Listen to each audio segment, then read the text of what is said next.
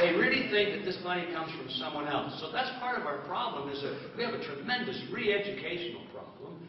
Not even re-educational, because there's no re part of it. It's just a pure educational problem as to basic economics, which is one of the things that I'm hoping to do after we get through this crash course on money. I'd like to start something on the internet and form what we are planning to call the Freedom Academy, with an important division which will be half-jokingly called a high school course on money for those of us who missed it in high school. Basic fundamentals of what money is and how interest works and so forth. So people need to be educated. Others are desperate, of course. Many Americans are desperate, and they're not too particular about ethics when it comes to family survival. They're in a hole. Maybe they've been enticed into debt by predator lending practices of the banks, and now they're desperate. They're losing their homes, or maybe they've lost their homes, they've lost their job. And you know, it's easy to see why a person under those conditions is not asking too many questions. They just want help, and they need it badly. I can feel very sympathetic toward those people. Also, no one talks about the free market alternative. You see, the media always frames the debate in terms of, that I just mentioned a moment ago, who gets what and how much and when.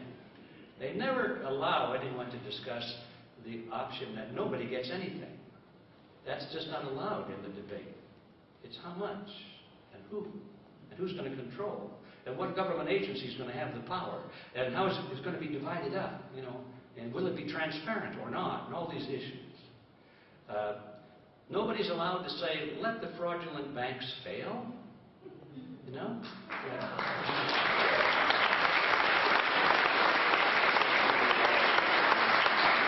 And of course, with that comes the argument, if the fraudulent banks fail, then a lot of people will lose their money who have entrusted that money to the fraudulent banks, and that is unfortunately true. But it's also true that if you don't let the fraudulent banks fail, they will continue to be fraudulent forevermore, and people will lose their money anyway.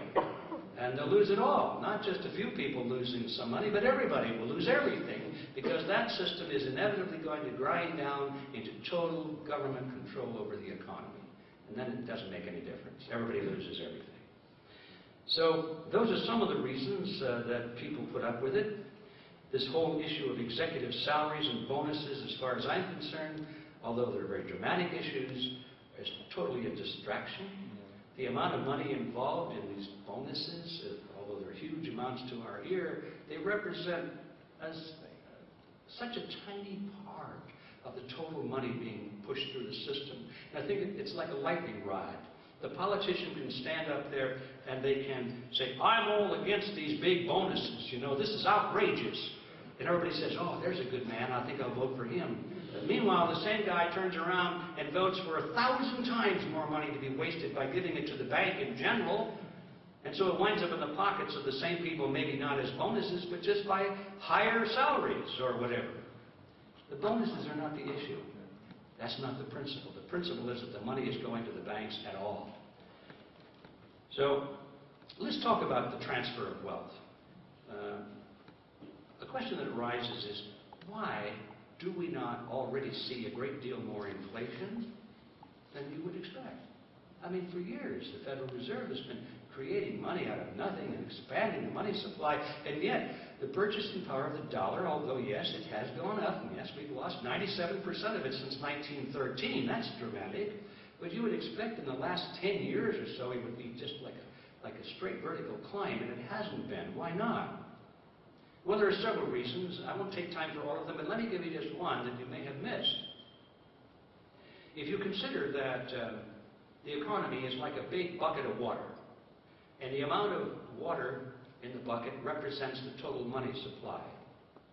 And therefore, the more water there is compared to the size of the bucket, which would be the supply of goods and services in the economy, the more water there is, the more inflation. Let's just use that analogy.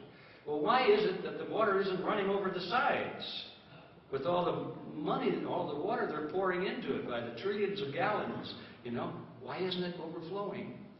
And the answer is because if you look at the bottom of the bucket, there are holes. And the water is rushing out of the bottom almost as much as it's going in at the top. Well, what are these holes? Well, you must remember that when the Fed creates money out of nothing, like Mandrake, he can wave his cape and create things. It also makes things disappear. And when money is based on debt, as ours is, when the debt goes down, the money supply goes down. It is a fact that if all of the debts in America, public and private, were to be paid off today, fantasy, but if, imagine that it were to happen, there wouldn't be 1 penny of money left in circulation.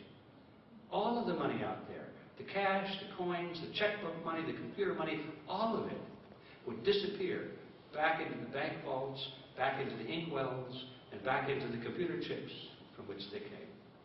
There wouldn't be any money out there. This is a fact. It's not going to happen, of course, but that means that when money goes out of existence, or I should say the other way around, when debt ceases to be, money does go out of existence. And so when people are losing their houses, and there are foreclosures being made, and the value of that house drops down, and the debt that the bank had on its books, they thought, well, we're going to collect $300,000 from this poor sucker over here on this house. And now the bank has the property back on its own books. They call it REOs, or real estate owned. Now they're lucky to sell it for $50,000. What happened to the $250,000? It disappeared. The bank has to write that off of its books.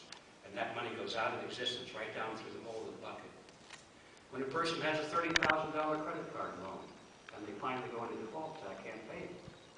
The bank has to write that off of its books. $30,000 just ceases to exist. Mandrake at work. And that goes out of the bottom of the bucket. And so the fact of the matter is that while new money is coming in at the top, a lot of it, huge loss of debt is going out at the bottom of the bucket. So we get this strange phenomenon. And in spite of this quantity of new money coming in, still inflation isn't as bad as we would expect it to be. But there's one other aspect of this phenomenon that you should not miss, and that is the difference between who is involved at the top of the bucket and who's involved at the bottom. At the bottom of the bucket, the people losing the money are in the middle class. They're the ones losing their homes, their cars, their savings accounts, losing their jobs. They're losing their credit because of credit card foreclosures or write-offs and so forth. Those are the people that are suffering, and the value is coming from the middle class out of the bottom of the bucket. But the ones at the top who are getting this huge influx of fresh money are the politically favored class. And so, even though the quantity of money is remaining approximately the same in the bucket, there's a transfer of wealth moving from the bottom to the top. The people at the top who are politically favored are getting more and more wealthy, fabulously wealthy, whereas the middle class is being squeezed out of existence at the bottom of the bucket. So you have to keep your eye on several aspects of this formula to really appreciate what's happening in American society today. Are we going to have inflation or deflation? I believe that in the bubble sectors that we have seen, such as the stock market and the real estate market, we will continue to see deflation because the bubbles were so big. In my personal view, they haven't collapsed as far as they will eventually in order to come down to some kind of a reasonable relationship to their underlying value.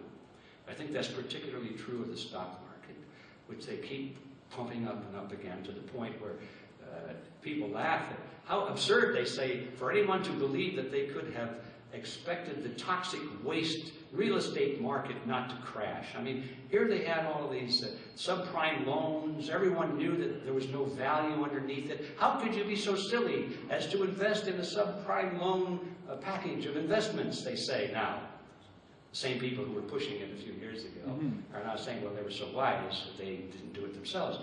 But the same thing could be said about the real estate market, the stock market today.